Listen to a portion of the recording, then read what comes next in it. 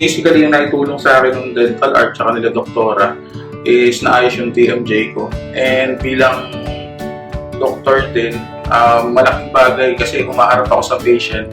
So, mas nagkaroon ako ng kumpiyansa sa sarili kung paano ako makipag-usap, no, na hindi ako nahihiya, na pangit yung ngipin ko. No, yun. So, very, very helpful and na-boost nila yung confidence ko. And yun. So, very much appreciated po yun. I highly recommend yung clinic. Actually, parang pati yung mother ko na dala ko na rin dito, nakapagpagawa na rin siya ng denture. So, yun. And based dun sa yung mother ko, very satisfied din siya dun sa service ng dental art. So, yan. Maraming salamat.